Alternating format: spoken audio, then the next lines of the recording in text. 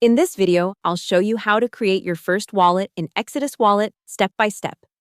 First, download Exodus on your phone or computer from the official website or your app store. Install it, then open the app. On the first screen, you'll usually see options like Create New Wallet and Restore/Import Wallet. Tap or click Create New Wallet. Exodus will generate a brand new wallet for you instantly. After that, go to Settings arrow Backup or look for a backup button. Here you'll be shown your 12-word recovery phrase.